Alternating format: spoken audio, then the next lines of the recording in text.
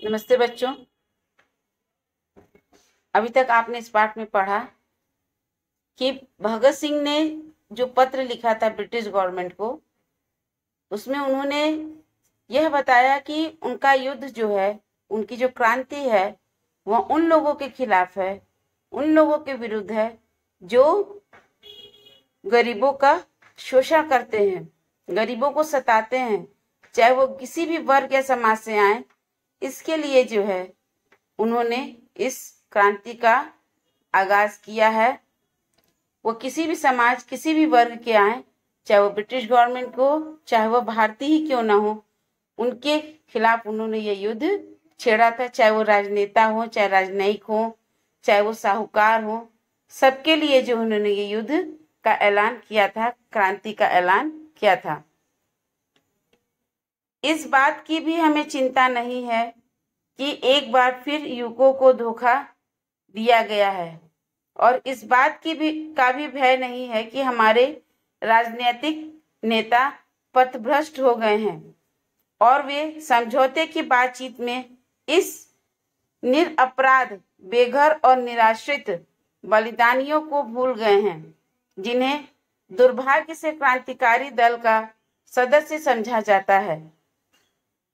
हमारे राजनीतिक नेता उन्हें अपना शत्रु समझते हैं। किसे? क्रांतिकारियों को। क्रांतिकारियों के उस समय के राजनेता जो है अपना शत्रु मानते थे, इसीलिए उसके लिए उन्होंने कुछ उपाय भी नहीं किया। ये देश हमेशा बच्चों दो मत से हमेशा प्रभावित रहा है, एक पक्ष और एक विपक्ष।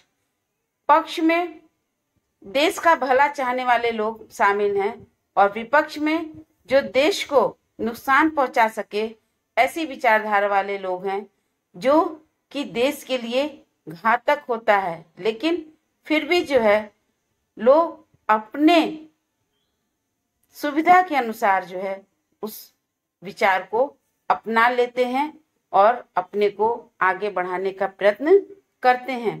यह विचारधारा जो है आज भी हमारे समाज में व्याप्त है, लेकिन उस विचारधारा को जो है यहाँ पर भगत सिंह ने कुछ इस प्रकार व्यक्त किया है कि हमारे राजनीतिक नेता पथभ्रष्ट हो गए हैं और वे समझौते की बातचीत में इस निरपराध, बेघर और निराश्रित बलिदानियों को भूल गए हैं, जिन्हें दुर्भाग्य से क्रांतिकारी दल का सदस्य माना जाता है। हमारे राजनीतिक नेता उन्हें अपना शत्रु समझते हैं, क्योंकि उनके विचार में वे हिंसा में विश्वास रखते हैं। हमारे वीरांगनाओं ने अपना सब कुछ बलिदान कर दिया। उन्होंने बलि वेदी पर अपने पतियों की भेंट किया। उन्होंने अपने आप को भी निछावर कर दिया, परंतु अपनी सरकार उन्हें कुछ नहीं समझती। यानी कि सरकार जो है, उस समय की जो तत्कालिक सरकारें थी, वह उन वीरांगनाओं के भावनाओं को नहीं समझ पा रही थी, जिसकी वजह से कुछ कम उम्र के बालक जो हैं, जैसे भगत सिंह, बटुकेश्वर दत्त, ये लोग जो हैं ऐसे क्रांतिकारी, यही लोग नहीं थे और भी बहुत थे, जिसको कि भगत सिंह ने बोला है कि वे सारे क्रांतिकारी जो इस विचारधारा को अपनाते थे कि हमें देश को किसी तरह से भी आजाद करना है, हमें अपने इस विचार को, समाज को मनवाना है, इस तरह का जो है विचार रखने वाले ऐसे लोगों को क्रांतिकारी का नाम दिया गया, उन्हें हिंसक बोला गया, उन्हें जो है समाज ने ठुकराने का कार्य किया, जो हमारे राजनीतिक नेतागण थे उस समय के।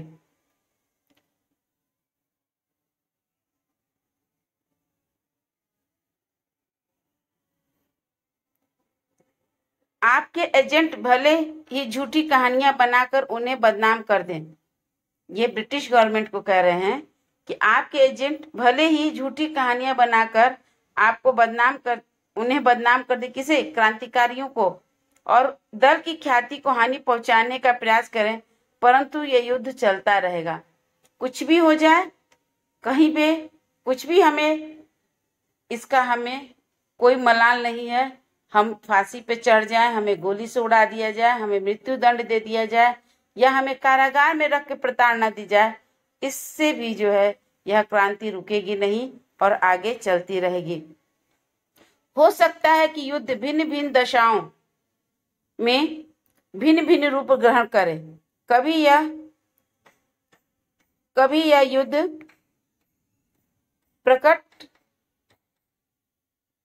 युद्ध प्रकट रूप ले ले, कभी इसी दशा में चलता रहे, कभी भयानक रूप धारण कर ले, कभी किसानों के स्तर पर जारी रहे, और कभी यह युद्ध इतना भयानक हो जाए कि जीवन और मरण की बाजी लग जाए। चाहे कोई भी परिस्थिति हो, इसका प्रभाव आप पर पड़ेगा। यानी कि किसी भी तरह का युद्ध चलता रहे, यह आपके गवर्नमेंट के खिलाफ ही होगा, चाहे वह भयंकर रूप ले ले या वह शांत रूप में कार्य करता रहे।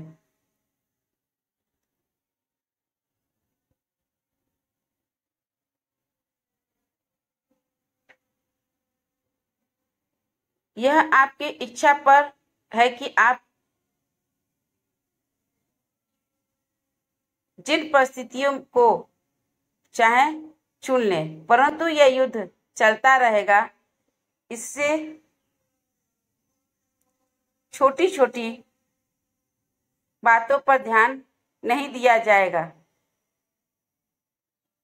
बहुत संभव है कि युद्ध भयंकर रूप धारण कर ले और यह उस समय तक सामान्य नहीं हो जब तक कि समाज का वर्तमान ढांचा समाप्त नहीं हो जाता।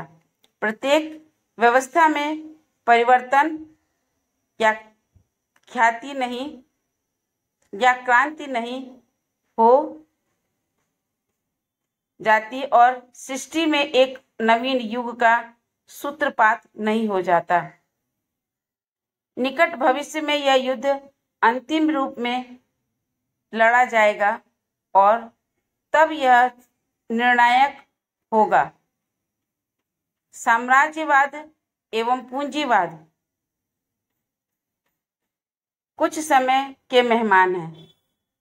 यही वह युद्ध है जिसमें हमने प्रत्यक्ष रूप से भाग लिया है। हम अब इसके लिए अपने पर गर्व करते हैं कि यह युद्ध न तो हमने प्रारंभ ही किया है और न ही यह हमारे जीवन के साथ समाप्त होगा। हमारी सेवाएं इतिहास के इस अध्याय के लिए मानी जाएंगी, जिससे यतीन्द्रनाथ दास और भगवती चरण के बलिदानों ने विशेष रूप में प्रकाशमान कर दिया है। उनके बलिदान महान हैं। बच्चों, यहाँ पर भगत सिंह ने जो है वह यह कहा कि यह पूंजीवाद और साम्राज्यवादी के खिलाफ यह क्रांति है, और यह हमने शुरू भी नहीं किया था, शुरू किसी और ने किया था। हमने इसको बस आगे बढ़ाया है और यह हमारे मृत्यु से समाप्त भी नहीं हो जाएगा, यह आगे भी चलता रहेगा। और जिस तरह से यतीन्द्रनाथ दास और भगवती चरण का नाम लिया गया इसमें, ये एक महान समाज सुधारक लोग थे जिन्होंने जिस देश के लिए बहुत ज़्यादा अपना योगदान दिया था। जहाँ तक हमारे भाग्य का संबंध है, हम पूरा जोर देकर आपसे यह कहना चाहते हैं कि आपने हमें फांसी पर लटकाने का निर्णय कर लिया है। आप ऐसा करेंगे ही। आपके हाथों में शक्ति है और आपको अधिकार भी प्राप्त है, परंतु इस प्रकार आप जिसकी लाठी उसकी भैंस वाला सिद्धांत ही अपना रहे हैं और उस पर कटिबद्ध हैं। वकील